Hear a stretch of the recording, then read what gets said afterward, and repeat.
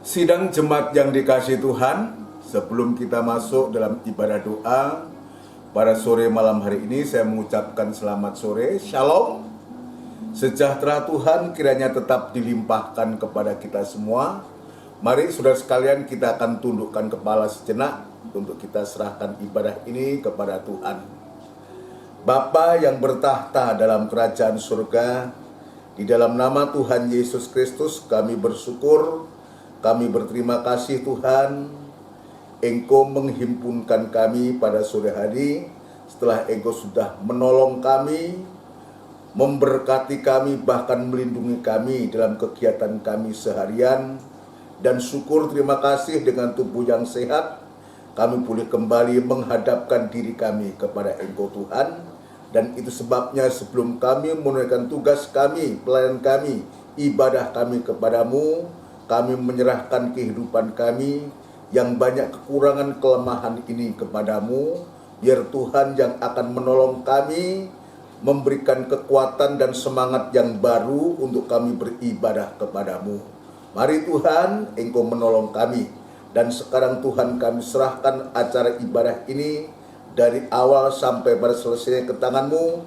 Biar kiranya Tuhan hadir, Tuhan memberkati ibadah ini Tuhan. Terima kasih Tuhan, terima kasih. Namun demikian kami menyadari di saat kami beribadah, kuasa kegelapan tidak tinggal diam untuk mengganggu kami. Dan itu sebabnya kami sehati panggil nama-Mu yang penuh kuasa untuk mengusirkan segala pekerjaan setan itu di dalam nama Tuhan Yesus Kristus, darah Kristus yang berkuasa. Seluruh pelayan-pelayan yang terkait dalam ibadah sore hari ini kami serahkan ke tangan-Mu.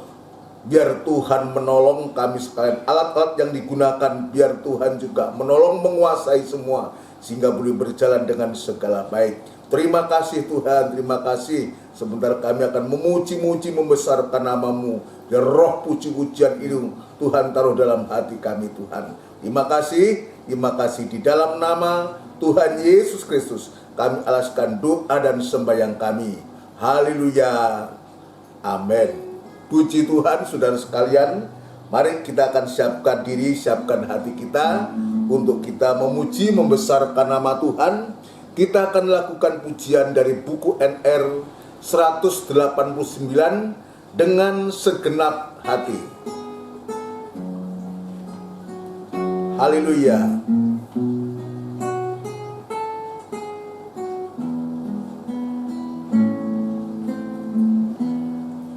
Dengan segenap hati,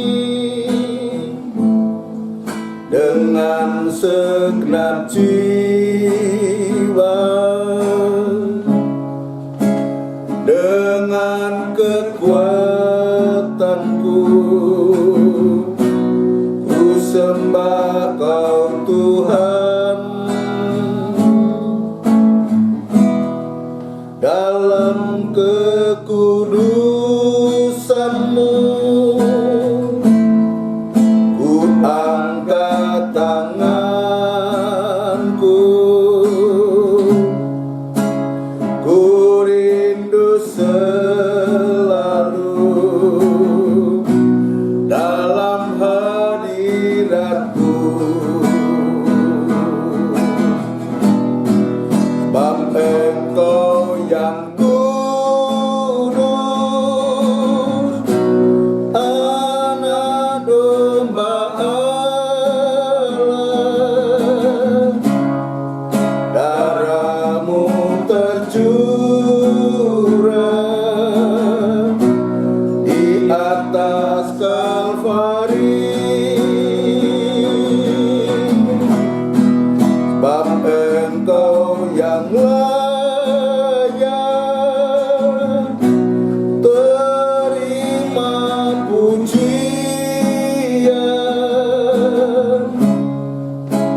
hormat dan kuasa sekarang dan selamanya. Dengan segenap hati, dengan segenap hati, dengan segenap jiwa,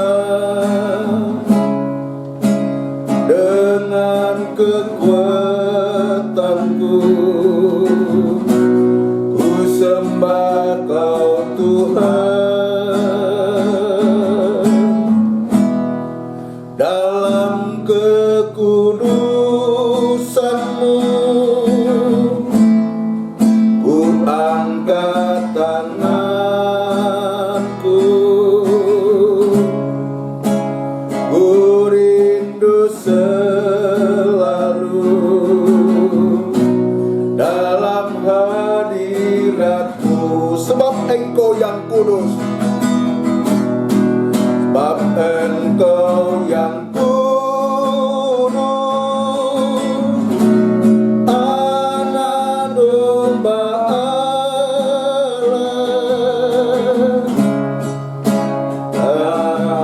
yang curah di atas Kalvari. Bab Engkau yang layak terima pujian,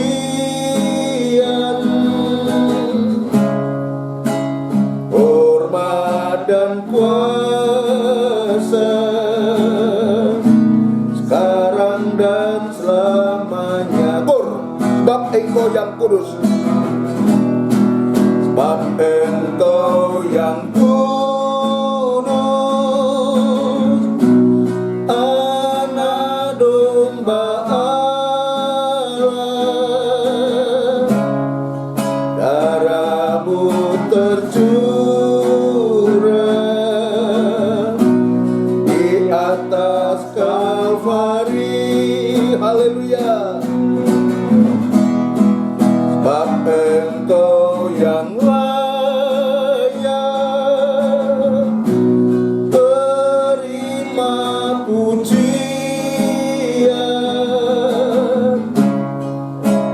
hormat dan kuasa sekarang dan selamanya. Dia yang kudus, Anak domba Allah, darah sudah tercurah, dan Dialah yang layak untuk dipuji dan disembah. Puji Tuhan. Saudara sekalian, mari kita akan mempersiapkan diri untuk kita masuk dalam firman Tuhan. Kita akan melakukan pujian dari buku NR, nomor 149, Sinar Kemuliaan-Mu Bapa. NR 149.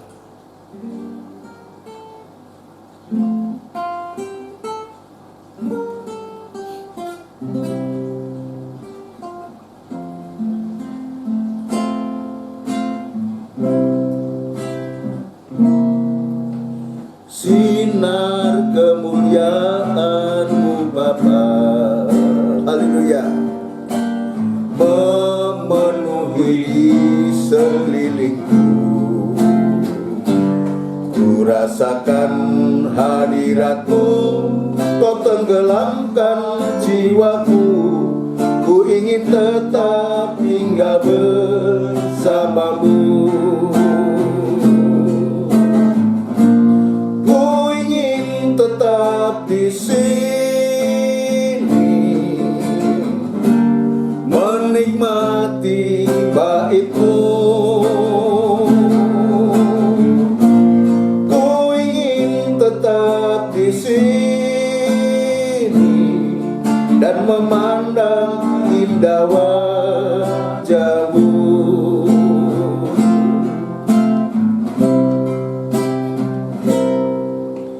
Sinar kemuliaan-Mu Bapa,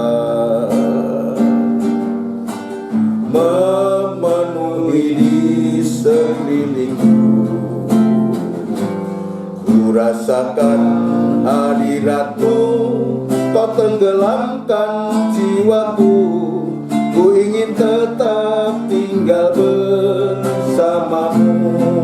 Haleluya. Ku ingin tetap di sini, menikmati bait-Mu. Ku ingin tetap di sini dan memandang indah wajah-Mu. Ku ingin tetap di sini. Ku ingin tetap di sini, menikmati bait-Mu. Ku ingin tetap di sini dan memandang indah wajah-Mu. Bersama kita tundukkan kepala, kita akan berdoa supaya Tuhan tolong untuk Tuhan mengurapi kehidupan kita sekalian. Benar Tuhan, Engkau tahu kerinduan hati kami, dan kami rindu dan ingin selalu untuk menikmati bait-Mu lewat ibadah ini Tuhan, khususnya di saat kami boleh mendengarkan firman-Mu. Tolonglah kami Tuhan, sucikan hati kami, perhatian kami, pikiran dan angan-angan kami, supaya kami bisa fokus hanya kepada-Mu saja Tuhan. Urapilah firman-Mu dan urapilah kami sekalian dalam pengurapan yang datangnya dari Engkau, supaya sungguh nyata Tuhan, kami boleh sungguh-sungguh boleh menempatkan pribadi-Mu yang terutama dalam kehidupan kami, dan Engkau sungguh-sungguh mendapatkan tempat yang terbaik dalam hati kami Tuhan. Terima kasih Bapa di surga, terima kasih. Kami berdoa untuk gereja-gereja lain yang bersamaan beribadah semacam di tempat ini Tuhan, dimanapun hamba-hamba-Mu melayani Engkau, biar Tuhan juga memberkati, Tuhan memakai, mengurapi dengan pengurapan yang sama, itulah urapan Roh Kudus, sehingga Tuhan sungguh-sungguh sidang jemaat yang dipimpinnya boleh mengalami suatu kebangunan rohani oleh karena hamba-hamba-Mu yang sudah Engkau pakai Tuhan dengan heran. Terima kasih Bapa di surga, terima kasih. Demikian pula hamba tetap berserah diri kepada-Mu, biar kemurahan dan belas kasihan-Mu tetap Tuhan nyatakan kepada hamba, untuk mampu menyampaikan firman-Mu dengan benar dan murni Tuhan, sehingga sungguh nyata firman-Mu boleh mengoreksi, menyucikan, bahkan menyatakan kekurangan kami, mengingatkan kami Tuhan, untuk kami tidak jatuh dalam dosa-dosa yang Engkau tidak berkenan itu Tuhan. Terima kasih Bapa di surga, terima kasih. Demikian pula hamba berdoa untuk sidang jemaat-Mu yang saat ini berada di rumah mereka masing-masing, yang saat ini juga sungguh-sungguh mereka mempersiapkan diri. Itu sebabnya Tuhan memberikan ketenangan, damai sejahtera-Mu, terutama memberikan hati yang selalu merindukan perkataan-Mu Tuhan. Terima kasih Bapa di surga, terima kasih. Inilah seru doa permohonan kami yang jauh dari sempurna, dan kami alaskan di dalam nama Tuhan Yesus Kristus. Haleluya, amin. Puji Tuhan, saudara sekalian yang dikasihi Tuhan. Sebelum lanjut dalam pemberitaan firman Tuhan, sekali lagi saya mengucapkan selamat sore, shalom. Sejahtera Tuhan kiranya tetap dilimpahkan kepada kita semua. Kita bersyukur, kita berterima kasih jika Tuhan masih memberikan kesempatan kepada kita untuk kita bisa kembali beribadah, saudara sekalian, beribadah dalam ibadah doa yang nanti sesungguhnya harus teruskan dalam doa penyembahan, karena kita belum berada di gereja, suatu belum tatap muka. Biarlah ibadah doa ini lewat pemberitaan firman Allah yang berkaitan dengan doa ini, nanti firman Allah itu akan mendorong kita untuk kita menyembah kepada Tuhan, saudara sekalian, menyembah kepada Tuhan secara pribadi, setiap kehidupan kita secara pribadi, dan kita manfaatkan waktu untuk supaya kita menggunakan waktu, memanfaatkan waktu atau menggunakan waktu untuk kita bisa menyembah kepada Tuhan. Kita memberi penyembahan, ya, berbeda dengan kita berdoa, meminta atau bersyukur atau doa syafaat, tetapi penyembahan ini kepada Tuhan, saudara sekalian, kita tujukan kepada Tuhan, bukan kita meminta, bukan kita bersyukur, tapi kita memberi penyembahan kepada Tuhan, ya. Kita memberi penyembahan kepada Tuhan itu bagaikan, ya, kita sedang membakar kemenyan itu di atas misbah, saudaraku. Membakar kemenyan itu di atas misbah, dan asapnya, hasil dari pembakaran kemenyan itu asap itu naik ke atas, saudara sekalian, kalau semakin banyak dupa atau kemenyan itu kita bakar, semakin banyak penyembahan kita lakukan, kita naikkan kepada Tuhan, maka juga akan semakin banyak abu yang jatuh. Ya, semakin banyak kita membakar dupa, kemenyan itu atau dupa itu dibakar, maka akan semakin banyak juga dupa atau apanya itu, abunya itu akan semakin juga banyak abu yang jatuh ke bawah. Apa itu abu, saudaraku? Abu itu adalah berkat-berkat Tuhan yang menyangkut soal kebutuhan hidup kita. Jadi kalau demikian sesungguhnya ya kebutuhan kita, keperluan kita, ya apa yang kita dapatkan itu sesungguhnya itu hasil daripada doa penyembahan kita. Semakin banyak kita memberi kepada Tuhan, saya yakin dan percaya semakin banyak juga yang Tuhan berikan kepada kita. Sebab Tuhan itu tidak pernah menipu kita, tidak pernah menipu kita. Dan saya sungguh merasakan dalam hal ini, apalagi di situasi sekarang ini, situasi atau masa-masa pandemi yang semua serba sulit, serba sulit. Ya, hamba-hamba Tuhan, rekan-rekan hamba Tuhan juga mempunyai cerita yang sama. Kalau saya mengatakan sulit itu sudah mengerti bagaimana ketika ibadah belum tatap muka, khususnya di kita. Mungkin di tempat lain sudah memulai, di tempat kita belum tatap muka. Ya, banyak hal di satu sisi, banyak hal yang harus kita selesaikan, yang menyangkut ini, itu semua, saudara sekalian. Dan itu kesulitan-kesulitan, tetapi oleh kemurahan Tuhan, pengalaman saya, yang terpenting bagaimana di saat-saat semacam ini kita juga memberikan waktu. Harusnya adalah justru banyak waktu untuk Tuhan itu lebih banyak. Maka di situ Tuhan dengan caranya akan memelihara kita dengan berkelimpahan. Setidaknya cukuplah.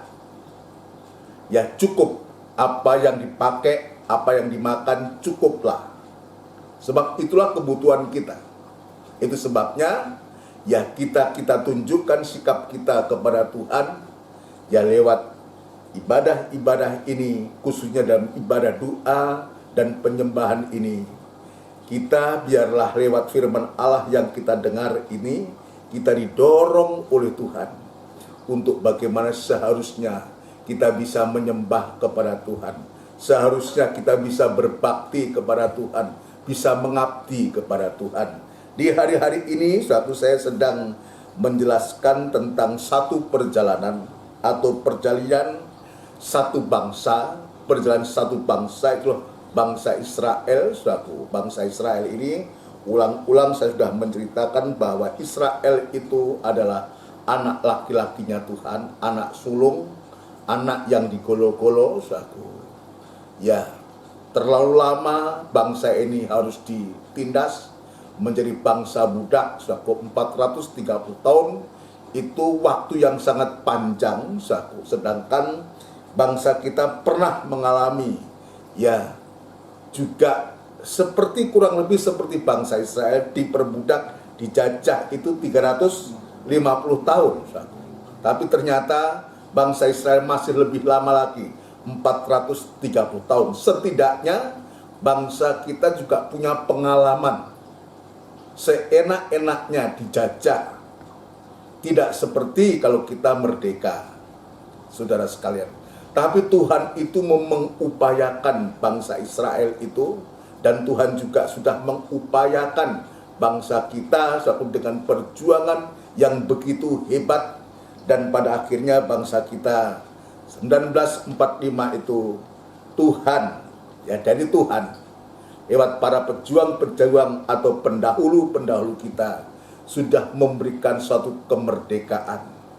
Tapi kita juga yakin bahwa Tuhan juga tahu, ya seperti hanya Tuhan juga tahu betapa bangsa Israel itu dalam penjajahan itu begitu berat, Ya, terutama kesempatan untuk beribadah itu tidak ada. Sebab Mesir ini, Fir'aun ini, bangsa Mesir, ya, yang dipimpin oleh Fir'aun, dia juga ada rajanya ini, betul-betul menekan begitu luar biasa, tidak memberikan kesempatan kepada bangsa Israel ini untuk bisa beribadah kepada Tuhan. Dan dari situlah maka Tuhan juga melihat dan mendengar keluh kesah dari bangsa ini. Maka Tuhan itu teringat dengan janji akan Abraham, Ishak, dan Yakub. Maka Tuhan mengupayakan untuk supaya bangsa ini bisa keluar dari tanah Mesir. Maka Tuhan dalam hal ini, saya sudah menjelaskan banyak kemarin itu, memakai kehidupan seorang, yaitu Musa, dipakai oleh Tuhan untuk membawa bangsa Israel itu keluar dari tanah Mesir, untuk dibawa oleh Tuhan menuju negeri yang berlimpah dengan susu dan madu. Kemarin saya menunjukkan ini bukan saja sejarah. Ya, kita juga bisa itu kita terima sebagai sejarah, sebab itu pernah terjadi sungguh-sungguh, tapi lebih dari itu, kita mengambil arti rohani dari perjalanan Israel dari Mesir ke Kanaan ini adalah menunjuk kepada suatu perjalanan anak-anak Tuhan, perjalanan gereja Tuhan untuk dibawa oleh Tuhan. Mesir itu gambar dunia. Jadi Mesir itu gambar dunia, seperti halnya kita ini, ya, yang tadinya kita dikuasai oleh dunia, diperhamba, diperbudak dengan dunia, dengan segala keinginannya itu mengikat kita, membelenggu kita, saudara sekalian, sampai betul-betul kita tidak berdaya karena dosa, karena kejahatan itu sudah menguasai kita, saudara sekalian. Tapi oleh kemurahan Tuhan, Tuhan juga menolong kita dengan caranya Tuhan. Tentu kita masing-masing punya pengalaman dalam hal itu. Saya sendiri juga ada pengalaman bagaimana sebelum saya menjadi orang Kristen, sebelum saya mengenal Yesus, dan setelah mengenal Yesus sampai sekarang ini, banyak pengalaman. Mungkin saudara juga punya pengalaman yang sama. Semacam itulah dari dunia. Kehidupan kita, khususnya dari bangsa kafir ini, dibawa oleh Tuhan lewat kita percaya dan menerima Yesus sebagai satu-satunya Tuhan dan Juru Selamat, sehingga kita boleh percaya, maka kehidupan kita sekarang menjadi kehidupan yang beribadah kepada Tuhan. Beribadah kepada Tuhan. Nah, sekarang setelah kita dilepaskan dari dunia, maka Tuhan tidak menginginkan untuk kita tetap tinggal di dunia seterusnya. Sekalipun kenyataannya sekarang kita masih berada menginjak bumi dunia ini. Kenapa demikian? Kenapa Tuhan punya rencana yang begitu indah? Seperti Tuhan punya rencana untuk bangsa Israel itu dibawa keluar dari tanah Mesir menuju tanah Kanaan. Demikian juga Tuhan kepada kita. Tuhan tahu sebab dunia ini sedang lenyap. Kalau kita tetap berada di dunia ini, tinggal menunggu waktu. Itu sebabnya kita dibawa oleh Tuhan juga. Dibawa oleh Tuhan lewat caranya Tuhan. Setelah kita diselamatkan ini, kita diarahkan oleh Tuhan. Untuk apa? Untuk sewaktu-waktu kita bisa meninggalkan dunia ini. Ya, meninggalkan dunia ini. Caranya bagaimana? Maka Tuhan lewat ibadah ini mengarahkan kita. Ibadah kita ini ya diberikan tujuan yang pasti.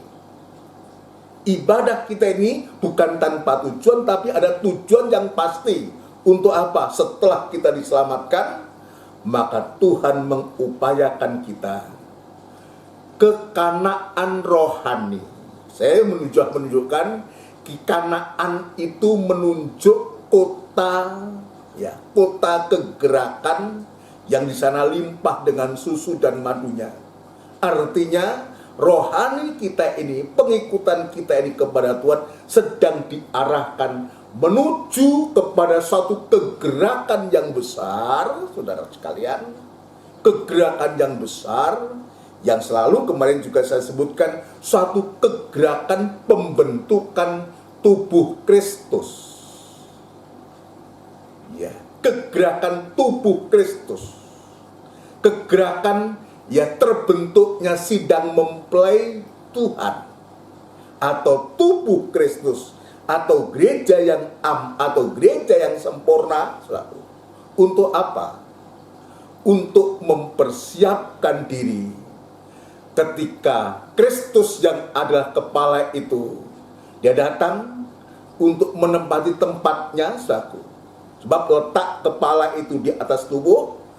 Kalau tubuh ini sudah terbentuk lewat kegerakan-kegerakan ibadah, kegerakan-kegerakan rohani ini, saudaraku, maka Yesus pasti akan segera datang untuk apa? Untuk membawa kehidupan kita. Itu sebabnya ya ulang-ulang saya mengatakan, aku pergi untuk menyediakan tempat bagimu. Kalau tempat itu sudah ada, aku akan datang kembali. Untuk apa? Untuk menjemput kamu. Menjemput kita yang masih ada di dunia ini. Untuk kita dibawa oleh Tuhan, saudara-saudaraku, ke tempat yang nanti tidak akan lenyap, ke tempat yang kekal. Ya, ketika bumi yang lama, langit yang lama, laut yang lama ini tidak ada suatu, hancur suatu. Ya, maka Tuhan sudah memberikan tempat atau membawa kehidupan kita ke suatu tempat yang bukan disiapkan oleh manusia, tapi Tuhan yang menyiapkan tempat itu. Ini luar biasa yang Tuhan rancangkan untuk kehidupan kita di hari-hari ini, satu. Itu sebabnya kenapa kita harus ikuti ya, proyeknya Tuhan ini. Kita ikuti bagaimana Tuhan sedang menuntun kita, bagaimana Tuhan menuntun bangsa Israel itu, satu. Sekalipun faktanya, satu, dalam Alkitab dijelaskan bahwa dalam 1 Korintus pasal yang ke-10, kemarin dalam PA saya sudah menjelaskan banyak bagaimana pemeliharaan Tuhan, perlindungan Tuhan terhadap bangsa yang besar ini, satu. Tapi Tuhan juga menunjukkan, dan ternyata coba kita akan membaca ulang dalam 1 Korintus pasal yang ke-10.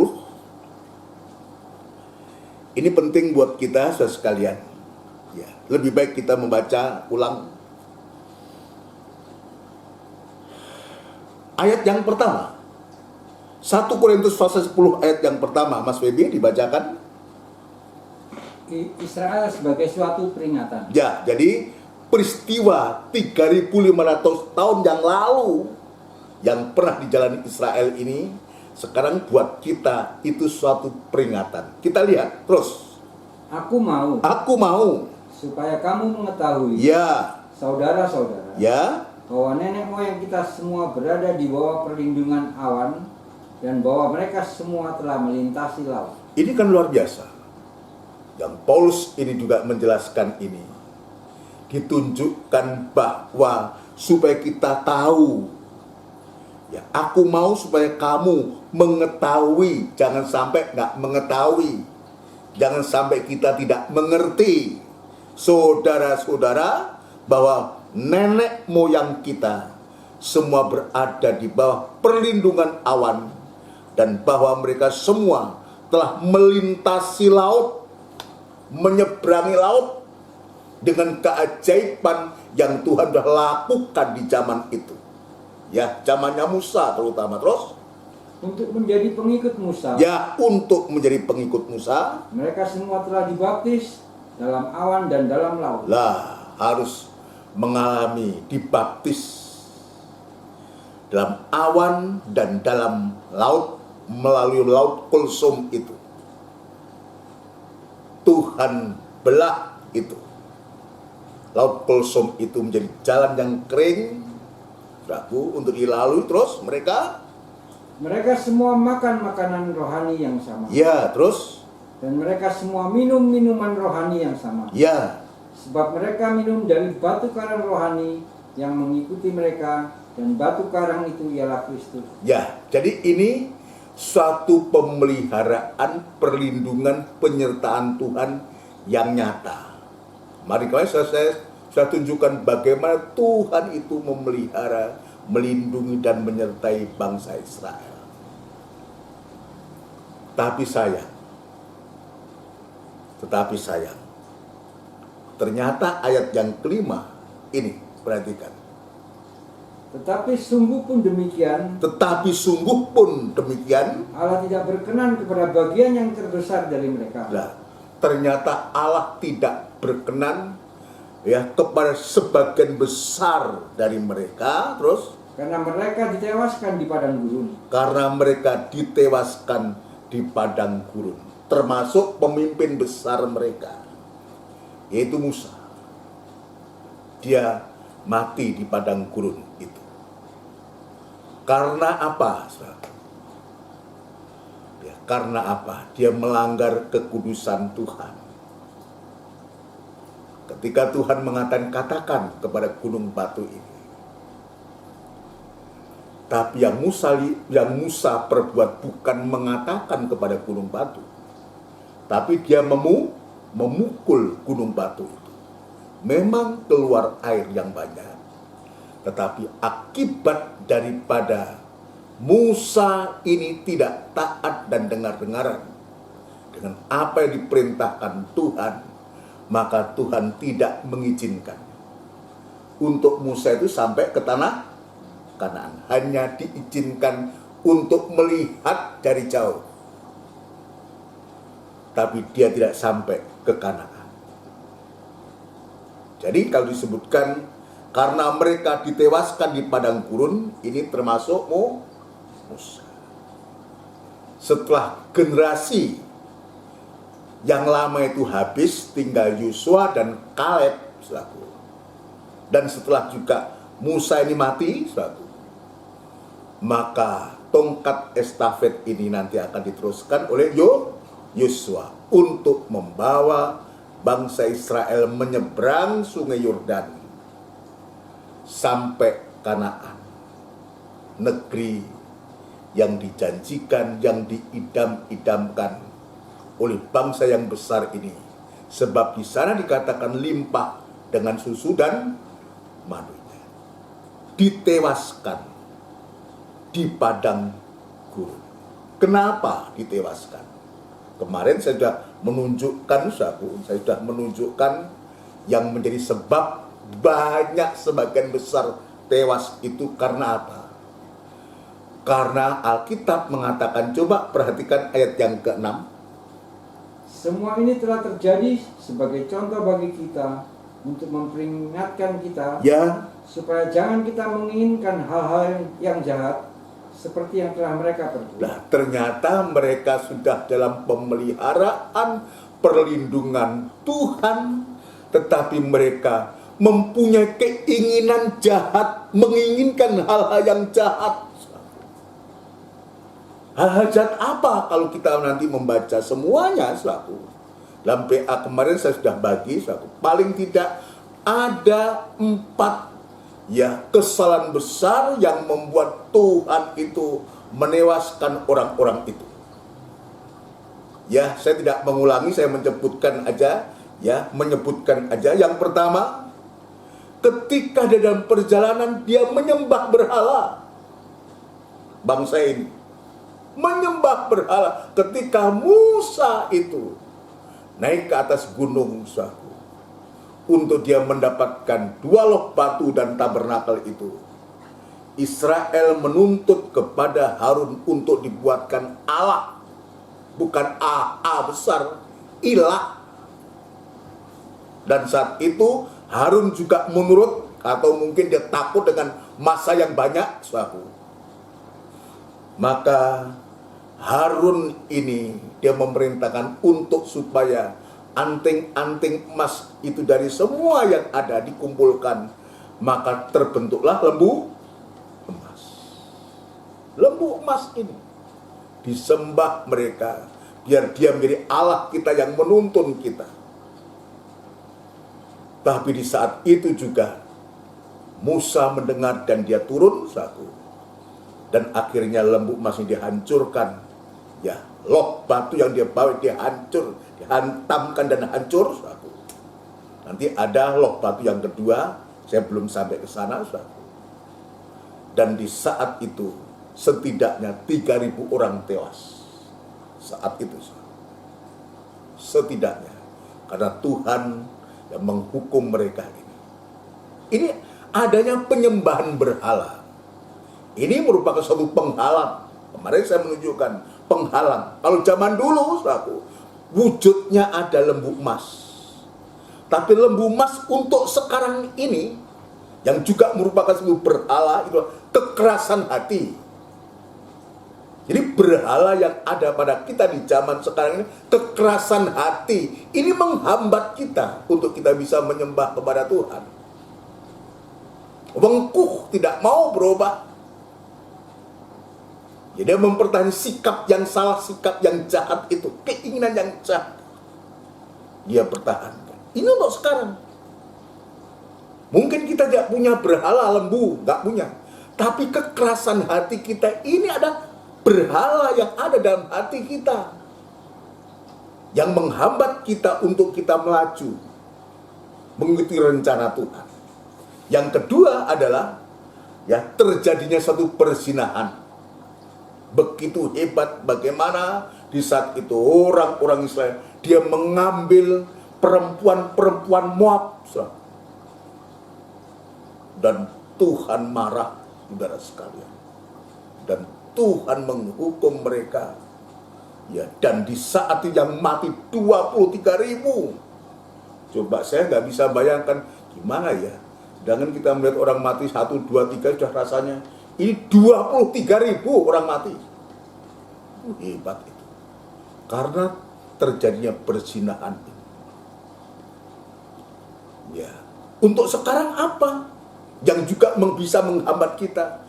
Roh yang namanya roh kenajisan itu, roh perzinahan, roh kenajisan itu juga menghambat kita, menghambat kehidupan anak-anak Tuhan. Sebenarnya Tuhan itu merencanakan kita untuk masuk dalam kegerakan gereja Tuhan di akhir zaman ini. Ya, pembentukan tubuh Kristus ini itu menjadi terhambat. Ini yang kedua. Lalu yang ketiga, ya, mencobai Tuhan. Nanti kalau saudara nanti kembali mengulangi membaca atau mendengarkan ibadah PA, pasti saudara akan penjelasannya akan panjang lebar di sana. Mencobai Tuhan, tidak menghargai pemeliharaan Tuhan. Tadi saya mengatakan yang kedua berzina dengan orang-orang Moab. Mari saya mengatakan siapa Moab itu? Moab ini bangsa yang dikutuk oleh Tuhan. Ya, Moab ini adalah salah satu anak dari Lut, dari hubungan bapak dengan anak. Maka lahirlah yang namanya Moab dan Amon, dan dua bangsa ini dikutuk oleh Tuhan tidak boleh masuk dalam ibadah, dalam rumah ibadah selama-lamanya. Itu dalam hukum perjanjian memang demikian, tertulis demikian. Tapi bangsa Israel, dan celakanya mereka berzina, dan bangsa Israel diajak untuk menyembah juga kepada Allah-Allah mereka. Saudara sekalian, dan Tuhan juga menghukum yang ketiga tadi, mencobai Tuhan, ya, tidak menghargai pemeliharaan Tuhan. dan dia mengatakan muak, ya, mengatakan roti hambar. Jadi mana yang turun dari surga itu disebutkan roti hambar, dan dia muak. Ya, dan Tuhan juga di sana juga banyak yang menjadi korban yang tewas, saudara sekalian, dipakut ular. Ya, dipakut ular. Tapi Tuhan itu luar biasa, juga menolong bangsa Israel ini dengan cara, ya, ketika mereka sudah banyak dipakut ular satu, dan baru mereka menangis-nangis datang kepada Musa. Musa menghadap kepada Tuhan. Tuhan perintahkan untuk supaya membuat ular dari tembaga dan ditinggikan di atas tiang. Siapapun nanti yang dipakut ular, ketika dia melihat, ya, ular tembaga itu, dia akan selamat. Mari saya menjelaskan apa itu ular tembaga yang ditinggikan itu. Itulah Kristus yang tersalib. Siapapun kita, semua mendapatkan kesempatan yang sama, saudaraku. Apapun kita, sejahat apapun kita, sesungguhnya Tuhan masih memberikan solusi. Ketika kita datang kepada salib, kita datang kepada Tuhan, melihat salib itu, menerima salib itu, maka kehidupan itu pasti selamat. Karena apa? Tuhan mengatakan kalau kamu mengaku dengan sungguh-sungguh, maka Tuhan itu setia dan adil, dan dia mengampuni dan menyucikan. Lalu yang keempat, dosa yang keempat, bersungut-sungut. Dan di sini juga banyak yang mati. 14.700 orang mati. Karena apa? Di saat itu terjadi pemberontakan. Korah, Datan, dan Abiram. Jadi Korah ini dari bangsa suku Lewi, sukunya satu suku dengan Musa ini, suatu dia iri. Kita sama-sama orang ini, kok cuma kamu aja dipakai Tuhan, kok aku? Dia menginginkan satu jabatan. Iri dengan pemakaian Musa ini. Nah, sebab Korah, Datan, dan Abiram ini dari suku Ruben. Suku Ruben juga mokong ini. Ya, dia pikir dia yang tua. Ruben itu kan anak yang pertama. Dia pikir aku senior, aku yang tua, aku nggak mau diperintah. Dan dia memberontak. Dan kita bisa melihat Datan dan Abiram ini, dan kaumnya ini, Korah, Datan, dan Abiram ini, dihukum oleh Tuhan. Dengan cara Tuhan membuka bumi ini dan menelan mereka semuanya itu, karena dia memberontak kepada Musa, bersungut-sungut kepada Musa. Nah, itu sebabnya maka 1 Korintus pasal 10 tadi disebutkan, ya, untuk supaya apa yang pernah terjadi ini, ya, sebagai contoh bagi kita, untuk memperingatkan kita supaya jangan kita menginginkan hal-hal yang jahat seperti yang telah mereka perbuat. Coba sekarang dilanjutkan ayat yang ke-11, Mas. Nanti saudara ayat yang ke-7 sampai dengan 10 itu sudah baca sendiri. 11. Semuanya ini telah menimpa mereka. Ya, semuanya ini telah menimpa mereka, peristiwa-peristiwa yang tadi 4 tadi, yang peristiwa 4 peristiwa tadi itu, sampai begitu Tuhan itu menghukum mereka semua, semuanya itu telah menimpa mereka sebagai contoh dan dituliskan untuk menjadi peringatan bagi kita, ya, yang hidup pada waktu, ya, di mana zaman akhir telah tiba. Nah, betul. Jadi ini ditulis untuk menjadi peringatan bagi kita, justru yang hidup di zaman akhir sekarang. Tuhan tidak menginginkan dosa yang sama yang pernah dilakukan oleh nenek moyang disebutkan tadi. Dosa, ya, mempunyai dosa keinginan yang, atau keinginan menginginkan hal yang jahat ini, jangan sampai itu terjadi pada kehidupan kita anak-anak Tuhan. Disebutkan menginginkan hal-hal yang jahat. Apa itu menginginkan? Menginginkan apa kita sudah merupakan satu perbuatan? Kan baru menginginkan. Belum pada perbuatan. Tetapi sumber dari keinginan itu ada di dalam hati. Ada satu keinginan. Bukan keinginan yang baik, tetapi keinginan yang jahat. Ya, keinginan yang jahat itu sebabnya kenapa yang lalu saya mengatakan, ya kenapa pentingnya kita menyediakan tempat bagi Tuhan itu. Kenapa? Untuk menghindari, untuk menjaga, untuk supaya hati kita ini tidak dipenuhi dengan keinginan jahat. Maka penting untuk Allah itu, roh Allah itu diam di dalam hati kita, menyediakan tempat ya bagi roh Allah atau pribadi Allah itu berdiam dalam hati kita. Kalau keinginan itu, hati sudah penuh dengan keinginan, dan keinginan itu dibuai, keinginan itu sudah menjadi suatu perbuatan, dan itu sudah dilakukan oleh bangsa Israel ini, maka Alkitab menulis jangan sampai kita ini di hari-hari ini menginginkan keinginan yang jahat. Itu sebabnya kenapa kita diajar di hari-hari ini, khususnya di akhir zaman ini, menjelang kedatangan Tuhan yang kedua kali ini, kita diajar untuk tekun beribadah, tekun untuk bisa membaca firman Tuhan, tekun untuk kita mendengarkan firman Allah, memberikan tempat firman Allah itu yang utama, untuk mengoreksi, untuk menyatakan kekurangan kita. Maksudnya supaya segala keinginan jahat yang ada di dalam hati itu dikerjakan oleh Tuhan, dibersihkan oleh Tuhan.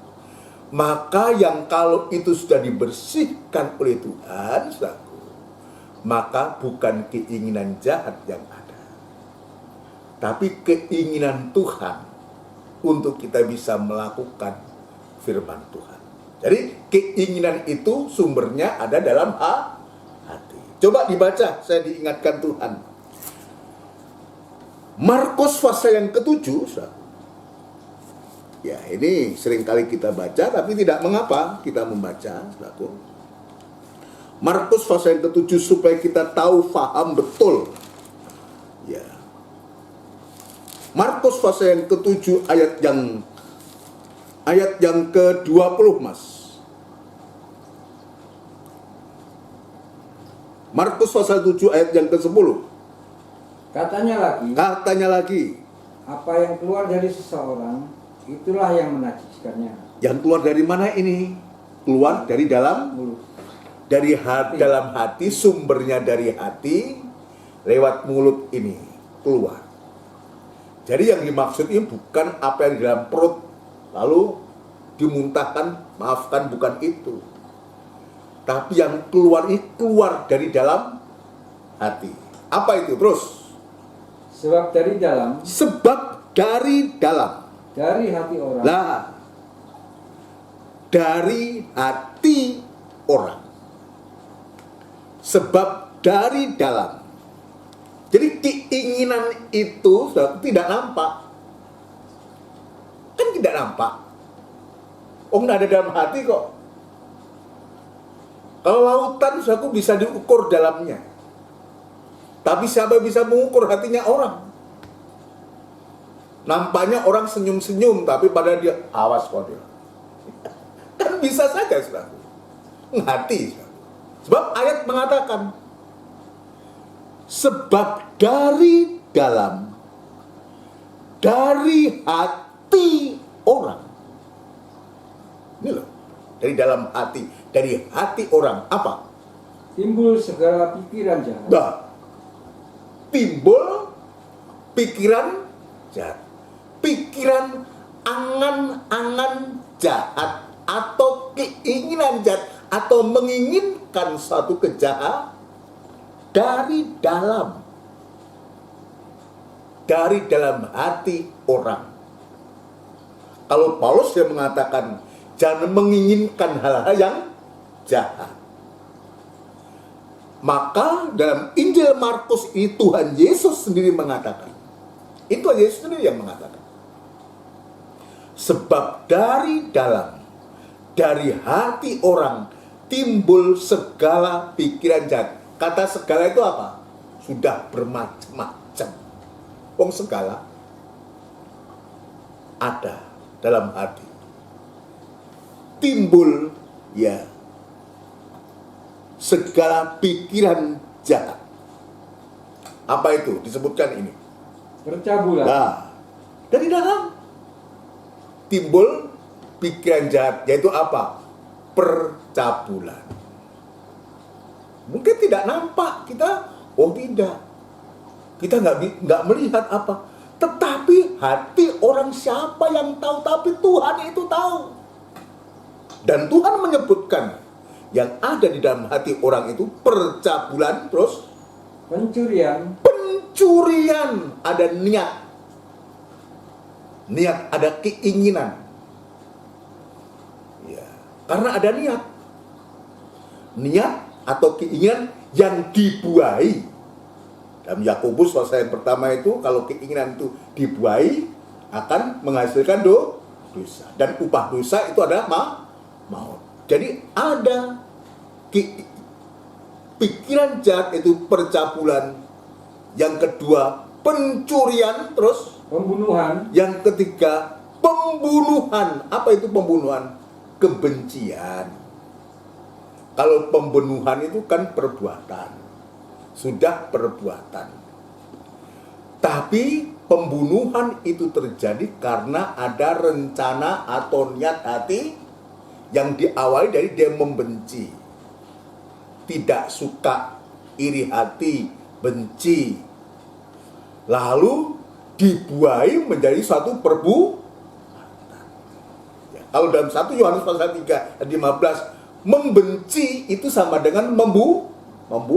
Kalau disebutkan dalam 10 hukum, jangan membunuh, itu perbuatan.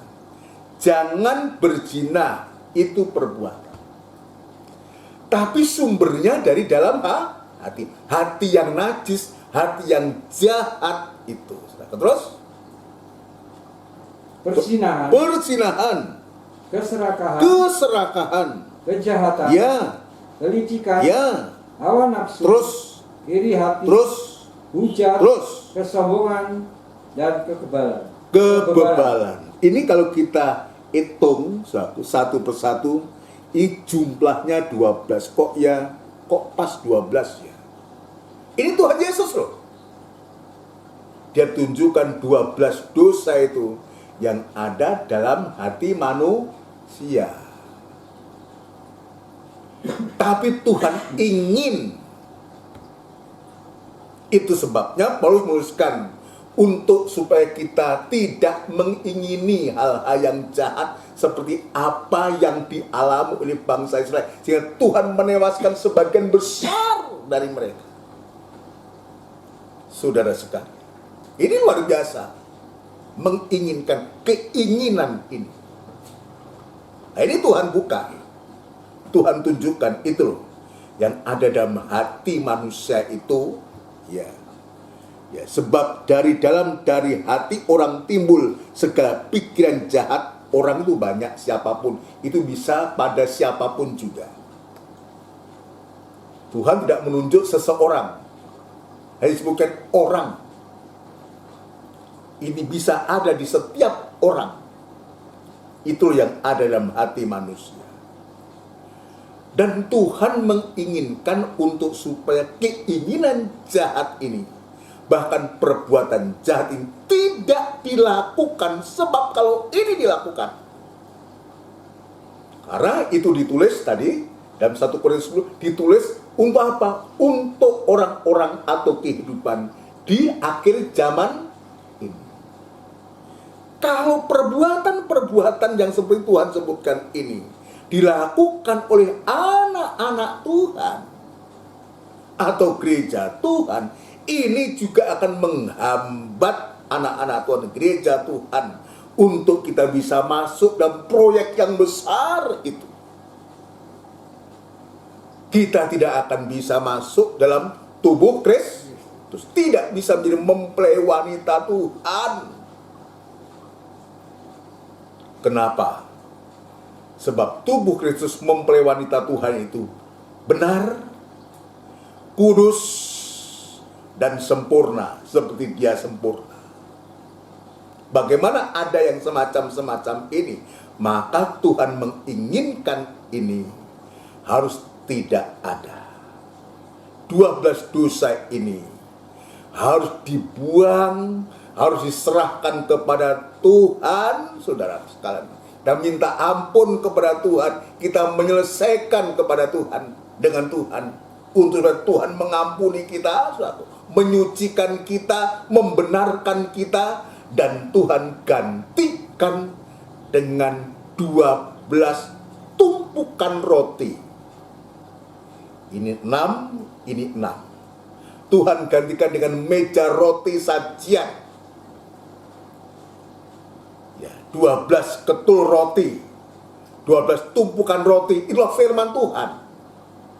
Nah ini, kalau ini dihilangkan, ya, jadi pikiran jahat ini dihilangkan, yang timbul dari hati dihilangkan, dan digantikan dengan firman Allah, maka itulah yang akan membawa kehidupan kita.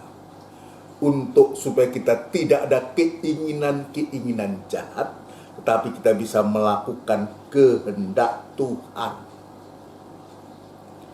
Saya belum masuk ya hari ini untuk perjalanannya, ruas demi ruas atau etape demi etape belum. Saya ingin menuntaskan lanjutan dari ibadah PA kemarin. Ini penting. Sebab kalau keinginan ini tidak diatasi, nanti akan menimbulkan dosa. Ini akan menghambat. Kenapa demikian, saudara? Sebab dosa itu adalah pelanggaran hukum Allah. Ini jelas. Alkitab mengatakan kalau perbuatan-perbuatan dosa ini tidak diselesaikan ya dengan Tuhan, kepada Tuhan, saudara, maka sampai kapanpun juga kita ada orang-orang yang melanggar hukumnya Allah. Bagaimana mungkin kita melanggar hukumnya Allah? Kita akan mendapatkan suatu upah kerajaan surga umpamanya. Tidak mungkin. Tidak mungkin. Dalam Galatia pasal yang kelima, ya itu kita lihat. Galatia pasal 5. Galatia pasal yang kelima. Ya, saya diingatkan juga Galatia pasal 5. Ini juga sudah merupakan suatu perbuatan ini, Galatia pasal 5 ini. Ya, kalau dalam Injil Markus tadi masih merupakan suatu keinginan jahat ya.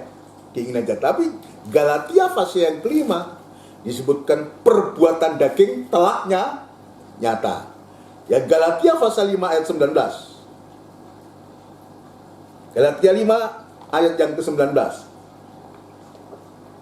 Perbuatan daging telah nyata. Ya, perbuatan daging telah nyata. Artinya apa? Sudah diperbuat keinginan tadi, keinginan jahat tadi sudah dibuang. Artinya sudah dipraktekkan, sudah dilakukan. Maka Paulus dia juga mencatat dalam Galatia ini, perbuatan daging telah nyata. Terus yaitu percabulan, ya, kecemaran, ya, hawa nafsu, terus penyembahan berhala, ya, sihir, ya, perseteruan, terus perselisihan, ya, iri hati, ya, amarah, terus, kepentingan diri sendiri, ya, percideraan, roh pemecah, kedengkian, kemabukan, pesta pora, dan sebagainya. ya, terus, Terhadap semuanya itu kuperingatkan kamu, ya, terus, seperti yang telah kubuat dahulu, ya, bahwa bahwa barang siapa melakukan hal-hal yang demikian, barang siapa melakukan hal-hal yang demikian, ia tidak akan mendapat bagian dalam kerajaan Allah. nah, jangan kita mengharapkan kerajaan surga. Kalau itu sudah menjadi suatu perbuatan dan kita tidak mau diubahkan oleh Tuhan,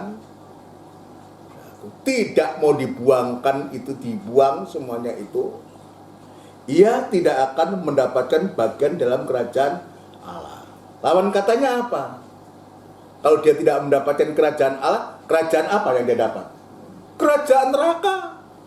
Kerajaan setan itulah neraka. Itu Tuhan ingatkan.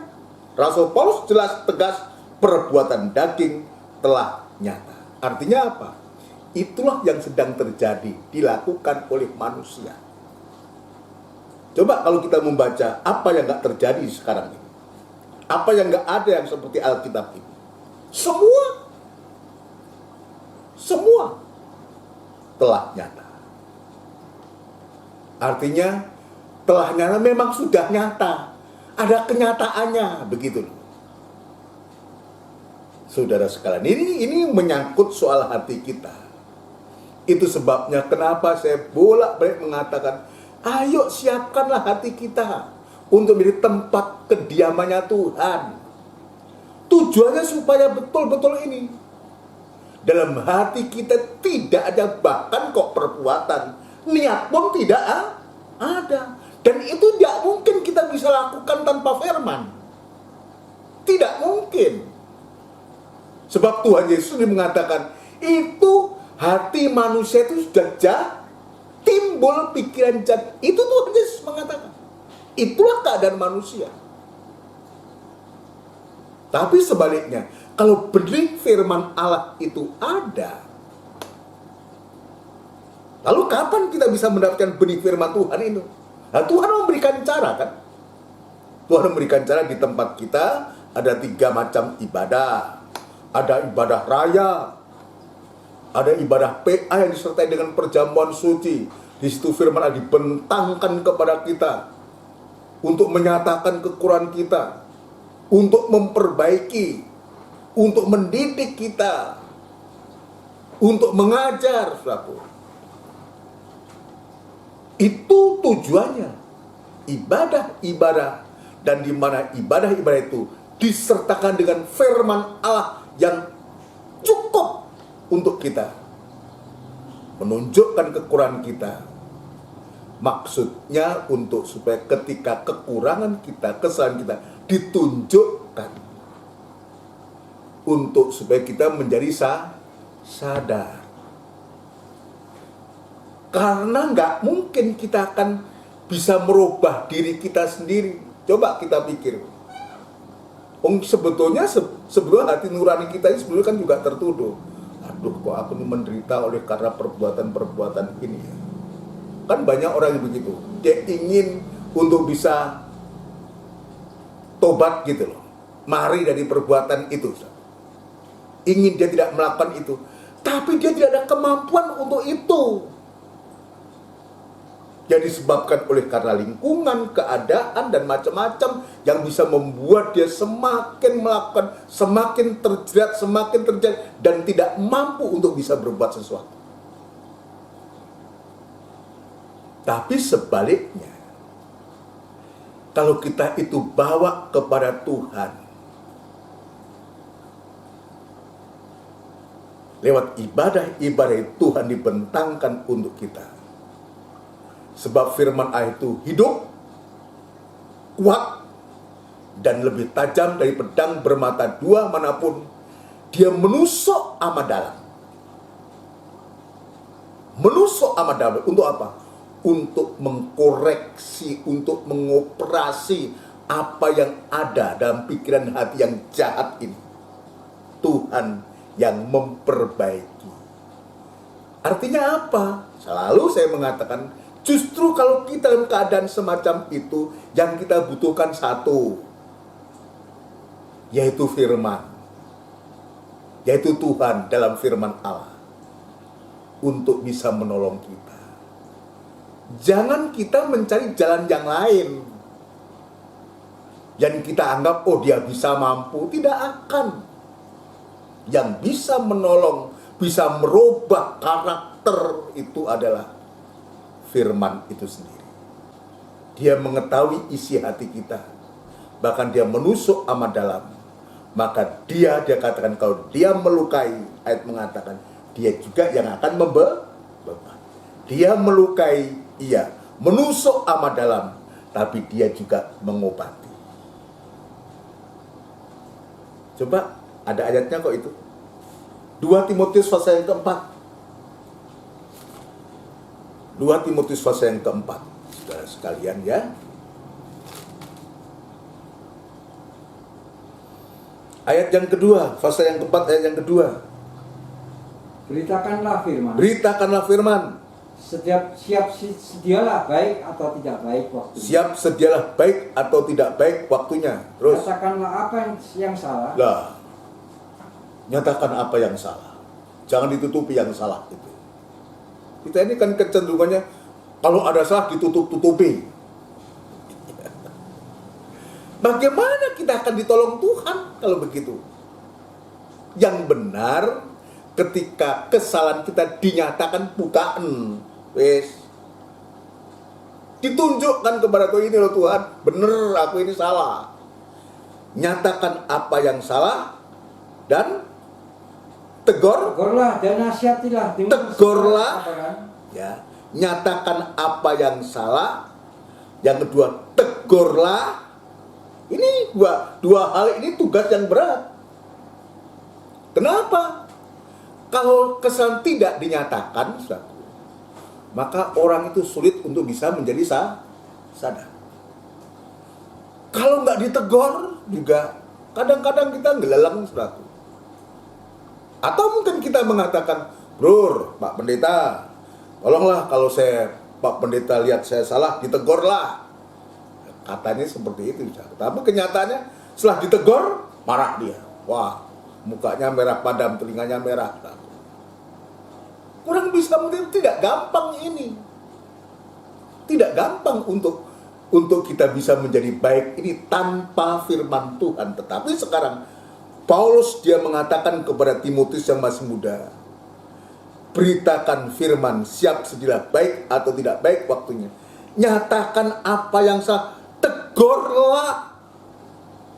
Ini kadang-kadang kalau kita menegur kan malah dimusuhi. Seperti siapa?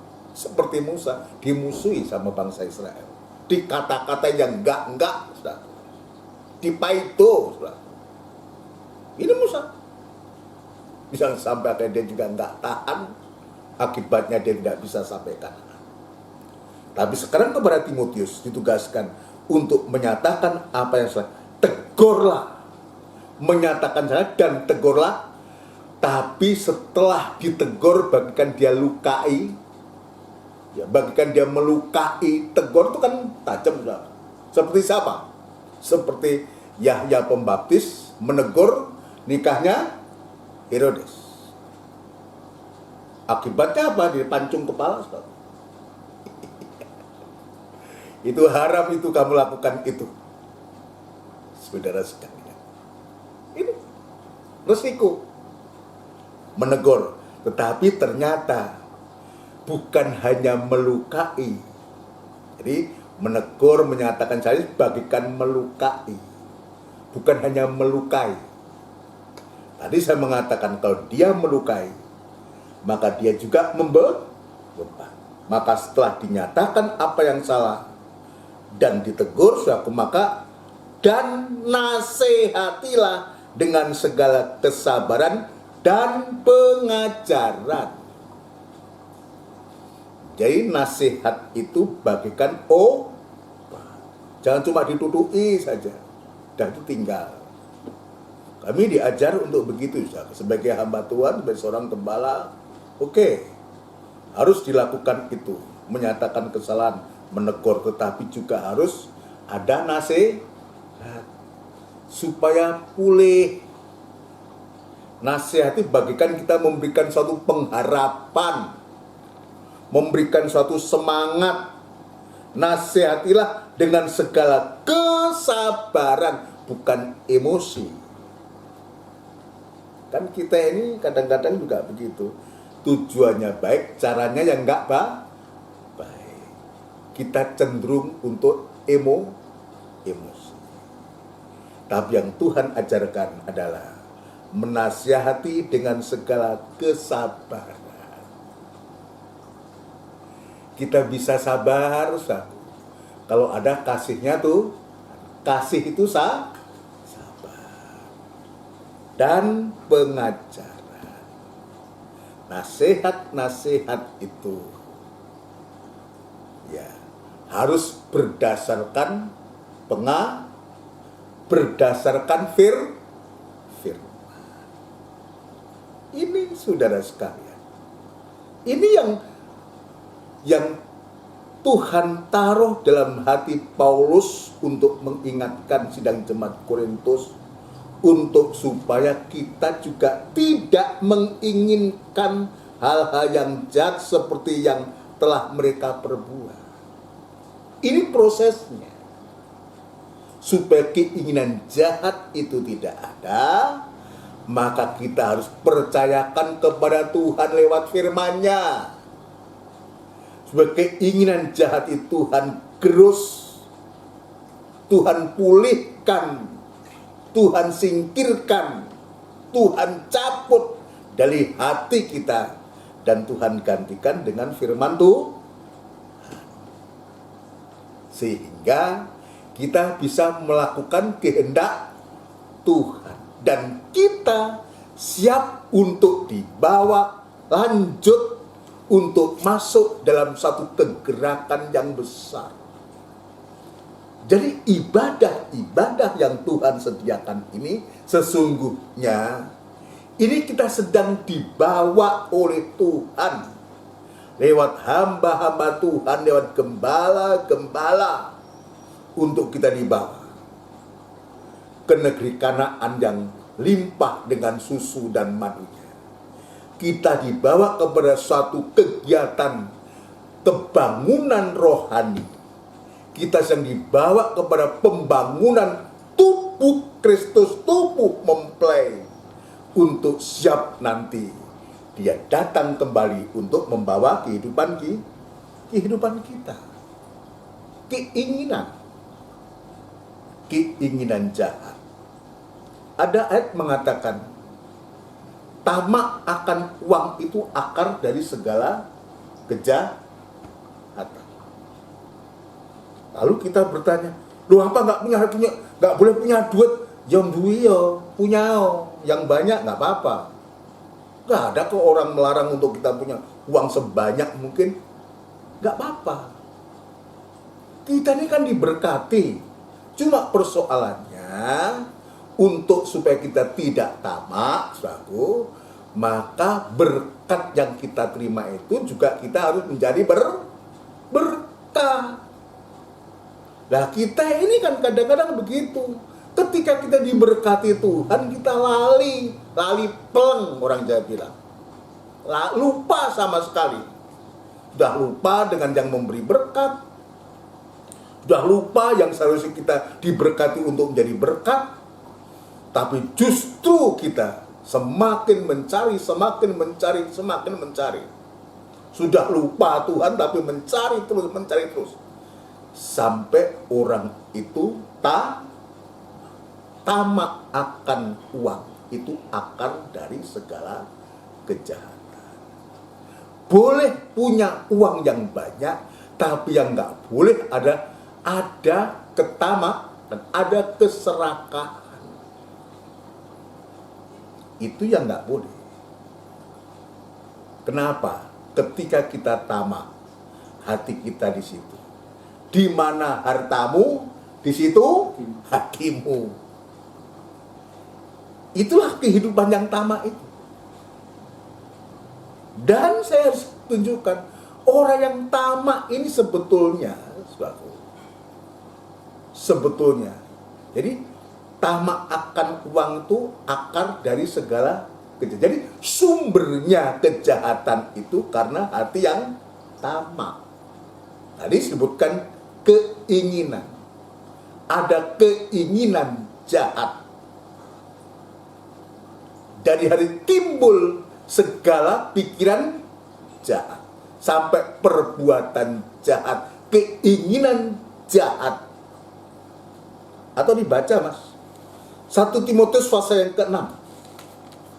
Ayat yang ke-10.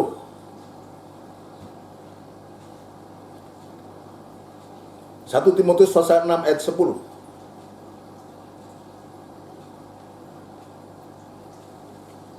Karena akar segala kejahatan Ya. ialah cinta uang. Karena akar segala kejahatan ya cinta uang. Sebab oleh memburu uanglah beberapa orang telah menyimpang dari iman. Lah, bukan uang itu untuk mendekatkan kita kepada Tuhan. Itu sebabnya kalau berkat itu datangnya dari Tuhan dan kita menyadari berkat itu datangnya dari Tuhan. Harusnya berkat yang banyak itu, uang itu akan membawa kita lebih dekat kepada Tuhan. Tetapi ini sebaliknya, sebab oleh memburu uanglah beberapa orang telah menyimpang dari iman. Justru dia menyimpang, meninggalkan iman, bahkan jauh dari Tuhan. Ini bahaya ini saudara sekalian. Nah, Tuhan inginlah Tuhan mempersiapkan kehidupan kita ini untuk dipakai oleh Tuhan di hari-hari ini. Ya, tetapi Tuhan juga mengingatkan, jangan sampai kita ada keinginan-keinginan jahat yang pernah mereka itu 3.500 tahun yang lalu sudah lakukan. Ini ditulis, dicatat untuk mengingatkan kita, jangan kita seperti itu. Dan tadi panjang lebar sudah kita jelaskan. Dan akhir ini sebutkan karena akar segala kejahatan cinta uang. Hatinya itu terpikat keinginan itu. Dalam 10 hukum itu diletakkan pada bagian yang terakhir. Jangan mengingini. Mengingini istri, tetangga, atau menginginkan harta, atau nggak boleh. Jadi dosa mengingini itu dosa akhir zaman. Tuhan ingatkan ini untuk kita tidak cinta uang. Bukan berarti kita tidak perlu uang. Perlu. Kita perlu mencari uang sebanyak-banyaknya. Tapi yang nggak boleh ada hati kita taruh di. Saya sering mengatakan, ya, saya juga mengutip dari guru saya, kalau uang itu jadi hamba, maka dia akan menjadi hamba yang baik. Ayo uang, antarkan aku ke Jakarta. Sampai enggak Jakarta? Sampai, saudaraku. Ya, uang itu sudah menyediakan tiket buat kita. Terbang ke sana. Ayo uang, aku bawa ke sana makan yang enak di restoran apa? Bawa kita ke restoran enak. Enak bukan? Kalau dia jadi hamba. Tetapi kalau uang itu jadi tuan, maka dia akan menjadi tuan yang jahat. Karena uang bisa membunuh. Karena uang bisa menyakiti. Karena uang kita bisa berkhianat. Saudara sekalian, ini yang terjadi. Ini jelas disebutkan kok. Menyimpang dari iman dan menyiksa dirinya dengan berbagai-bagai duka. Artinya apa? Uang itu juga menciptakan menciptakan penderitaan. Kenapa begitu? Karena hatinya sudah terpikat. Itu sebabnya Tuhan mengingatkan kita, berterima kasihlah. Kalau Paulus dia menuliskan kepada jemaat Korintus ini untuk mengingatkan kita generasi kita sekarang di zaman akhir ini. Ya, karena ayat juga mengatakan di mana hartamu, di situ juga hatimu. Biar kiranya renungan firman Tuhan dalam ibadah ini betul-betul suatu yang mengoreksi kehidupan kita, supaya hati kita ini betul-betul saat ini dijamah oleh Tuhan. Jangan ada hati keinginan atau menginginkan, hati yang penuh dengan keinginan, ya, apalagi keinginan yang jahat. Seperti apa yang Tuhan Yesus katakan, ya, timbul segala pikiran yang jahat, hati manusia.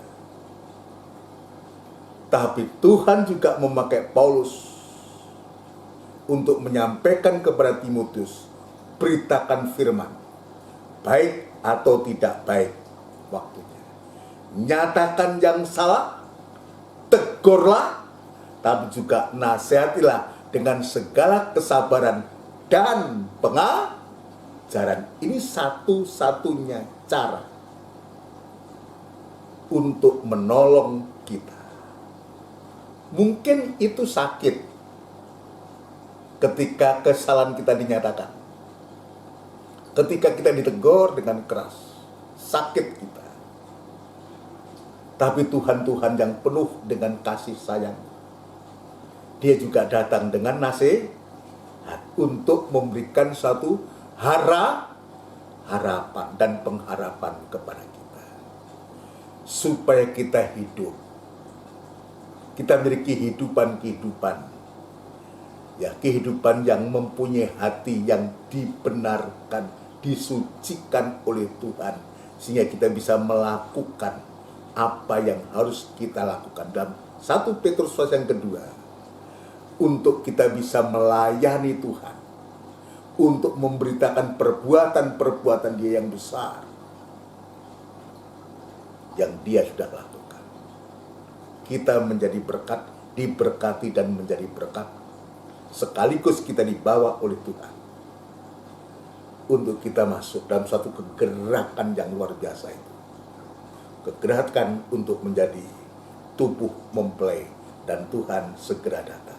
Amin, saudara sekalian, puji Tuhan. Mari kita akan menyiapkan hati, menyiapkan diri kita untuk kita masuk dalam doa bersama-sama.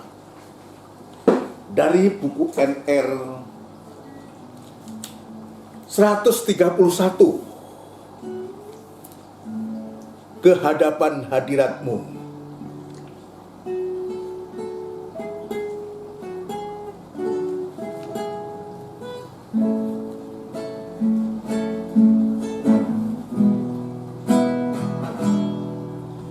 Di hadapan hadirat-Mu, ya Bapa,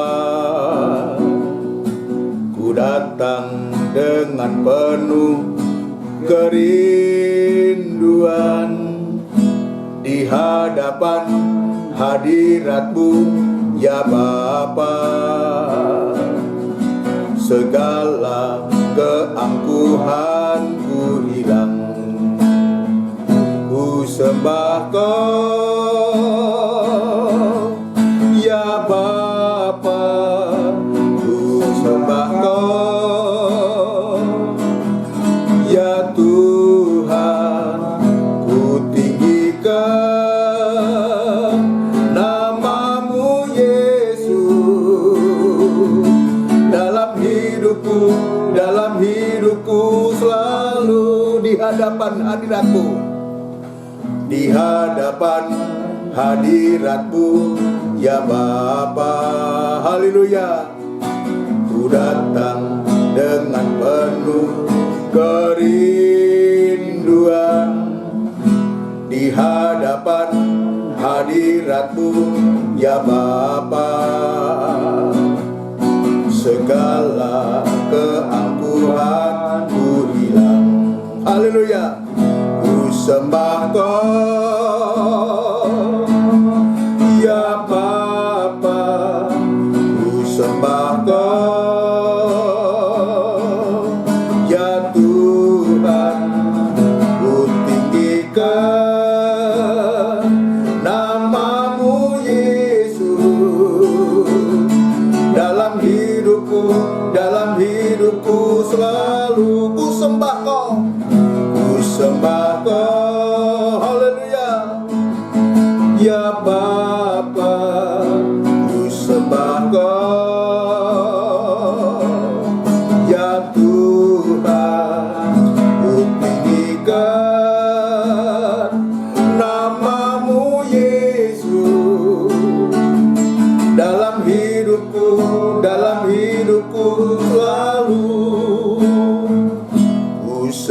sembah Kau, ya Bapa, ku sembah Kau, ya Tuhan, ku tinggikan nama-Mu Yesus dalam hidupku selalu. Mas Baby berdoa syukur. Haleluya, haleluya. Terima kasih Tuhan. Terima kasih, terima kasih. Terima kasih. Engkau baik Tuhan. Haleluya. Oh Tuhan, firman-Mu pada malam Haleluya, haleluya, haleluya. benar Tuhan. Haleluya, Kekurangan haleluya. kesalahan kami. Amin, amin, amin. Banyak Tuhan. Haleluya, Tidak haleluya. sebabnya Tuhan. Haleluya, haleluya. Terima Ampuni kasih kami, Tuhan. Tuhan. Terima kasih Tuhan. Oh Tuhan. Haleluya. Hamba membutuhkan. Oh Tuhan, kemurahan-Mu Tuhan. Haleluya. Setiamu, belas kasihan. Amin, amin Tuhan. Terima kasih Tuhan. Perjalanan. Haleluya, haleluya, Terima kasih. haleluya. Oh terima Haleluya. kasih. Terima kasih. Tuhan mengasihi Haleluya. yang sudah lebih dulu mengasihi kami. Amin Tuhan. Terima Oh kasih. mencari Haleluya. utamakan firman-Mu. Terima kasih Tuhan. Terima Biarlah kasih. firman-Mu Tuhan Haleluya. taruh di dalam hati Haleluya. kami, selalu mengingatkan kami. Terima kasih Tuhan. Oh Tuhan, terima Terima kasih. kasih. Terima kasih Tuhan. Terima Terima kasih. kasih Tuhan. Haleluya. Biarlah Haleluya. kami tetap semakin Haleluya. semakin dikuatkan. Terima kasih. Nasihat firman ini Tuhan. Haleluya. Semangat kami kahina kepada Terima Tuhan. kasih Tuhan. Lebih sungguh-sungguh dalam Haleluya. Haleluya. Oh Tuhan, pelayanan kami Tuhan. Terima kasih. Kami digembalakan. Haleluya. Terima Terima kasih. kasih. Terima Terima kasih kasih. kepada Thomas Ya Tuhan. dan keluarga dan Belas kasihan-Mu kepada hamba ini Oh Tuhan. Tuhan, biarlah Tuhan hikmat Berkat akan-Mu. firman-Mu. Oh Tuhan, selalu berlimpahkan Tuhan kata Terima beliau, kasih. Tuhan. Dalam Terima kasih. memimpin sidang ini. Haleluya. Terima kasih yang Kau Terima percayakan kasih. kepada beliau. Terima kasih Tuhan. Demikian dan kami alas Haleluya. sedang ini. Terima Hanya kasih. di dalam nama Tuhan. Terima kasih Tuhan. Haleluya. Haleluya. Amin. Amin. Puji Tuhan, saudara sekalian yang dikasihi Tuhan. Demikianlah rangkaian ibadah dan doa dan penyembahan ini. Tuhan sudah memberkati kita. Biar kita juga yang diberkati Tuhan menjadi berkat bagi keluarga kita, kepada orang lain, dan nama Tuhan dipermuliakan. Jadwal ibadah kita akan kembali dalam ibadah raya nanti hari Minggu jam 5:30 sore tepat, saudara ya. Dimulai dan dilanjutkan ibadah PA juga jam 5:30 sore tepat. Ibadah doa dan penyembahan seperti sekarang ini. Ya, kita tetap harus berdoa untuk supaya terutama firman Allah diberikan kepada kita. Kita nyatakan kerinduan kita kepada Tuhan untuk supaya firman diberikan kepada kita. Tuhan memakai hamba Tuhan, Tuhan memakai gembala untuk bisa membentangkan firman Allah ini, untuk membawa sidang jemaat dipersiapkan untuk dipakai Tuhan sewaktu-waktu jika Tuhan sudah menolong kita masuk dalam proyek yang besar. Tuhan segera datang dan kita betul-betul akan dibawa oleh Tuhan. Ya, kita juga berdoa untuk pemulihan Om Edwin, saudaraku. Ya, kita doakan supaya dalam proses pemulihan Tuhan juga bekerja, juga dalam pemulihan dari saudara kita yang lain. Ya, semacam Uti Kasim juga kita doakan biar Tuhan memberikan suatu kekuatan, ya, kerinduan selalu untuk kita supaya juga bisa mengikuti ibadah-ibadah lewat siaran tunda. Dan juga nanti kita akan berdoa untuk seluruh sidang jemaat juga bangsa dan negara kita, ya. ibadah-ibadah yang Tuhan sediakan kepada kita, biar kita tekuni. Ya, apapun biar kita tekuni. Dan juga kita nyatakan kepada Tuhan untuk supaya kita, jika seizin Tuhan, kita bisa segera untuk masuk ibadah dalam ibadah tatap muka. Ya, kita doakan supaya Tuhan buka jalan, dan sekarang kita sedang mempersiapkan segala sesuatunya. Belum tahu kapan, tetapi kita sudah bincang-bincang dengan saudara yang lain untuk mempersiapkan segala sesuatunya. Mari kita akan akhiri ibadah kita dengan doa berkat. Bapa yang bertakhta dalam kerajaan surga, kembali kami mengucapkan syukur terima kasih untuk lawatan-Mu pada malam hari ini, dengan berkat firman Allah yang dibentangkan kepada kami semua. Sungguh nyata Tuhan, kami banyak menerima berkat. Biarlah peringatan-peringatan atau peristiwa-peristiwa yang sudah terjadi dalam Alkitab itu juga menjadi peringatan untuk kami di hari-hari ini, di gereja-Mu, di zaman gereja hujan akhir ini Tuhan, untuk kami sungguh-sungguh hati kami betul-betul menjadi tempat kediaman-Mu, hati kami menjadi hati yang bersih, hati yang benar, hati yang suci, untuk kami mengiring Engkau, sebab kami tahu Tuhan, Engkau sedang menggiring kami, membawa kami, untuk kami dijadikan mempelai perempuan-Mu Tuhan, dan Engkau akan segera datang. Terima kasih untuk berkat firman-Mu, biar firman-Mu tertukik dalam hati kami dan menjadi iman, dan sungguh-sungguh kami boleh mempraktekkan dalam kehidupan kami sehari-hari Tuhan. Terima kasih ibadah-ibadah yang Engkau sediakan kepada kami ya Tuhan. Engkau berikan hati kami, hati yang selalu merindukan Engkau lewat ibadah-ibadah Tuhan. Terima kasih Tuhan, memberikan hati yang rindu pula, rindu akan firman-Mu Tuhan. Terima kasih Tuhan Yesus, terima kasih. Saat ini hamba membawa kepada seluruh sidang jemaat-Mu, mulai dari anak-anak, remaja, kaum muda, dewasa, sampai yang paling sepuh sekalipun, biar Tuhan juga menolong, memberkati, melindungi, menjaga mereka semua Tuhan. Jauhkan dari segala sakit penyakit, jauhkan dari segala virus, untuk supaya nama Tuhan selalu dipermuliakan dan anak-anak bisa leluasa beribadah Tuhan. Terima kasih, berkatilah sidang jemaat-Mu Tuhan, nikah, rumah tangga, usaha, sampai pun pekerjaan dari anak-anak-Mu, dimanapun mereka bekerja, biar Tuhan memberkati semua.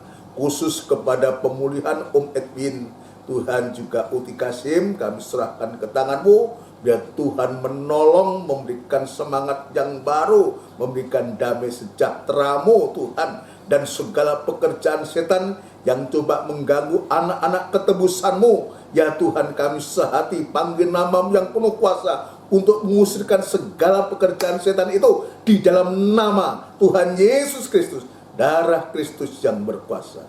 Terima kasih Tuhan, terima kasih, terima kasih. Demikian pula Tuhan, kami berdoa untuk bangsa dan negara kami, Republik Indonesia, yang sama-sama kami cintai. Biar Tuhan kiranya menolong para pemimpin kami Tuhan, Bapak Presiden, Wakil Presiden, jajaran menteri, pejabat tinggi negara di pusat sampai pun di daerah-daerah, memberikan hikmat, akal budi, kekuatan, kemampuan yang dari Tuhan untuk memimpin bangsa kami ini untuk ke depan lebih baik lagi Tuhan. Terima kasih Bapa di surga, terima kasih. Sekali lagi kami serahkan semuanya ini ke tangan Tuhan. Terima kasih Tuhan. Saudaraku yang kekasih, biarlah rahmat, anugerah, cinta yang besar yang datangnya dari Tuhan Yesus Kristus kiranya memberkati, menyertai kami sekalian saat ini sampai Engkau datang yang kedua kali. Terima kasih Tuhan. Dalam nama Tuhan Yesus Kristus kami alaskan doa dan sembahyang kami. Haleluya. Amin.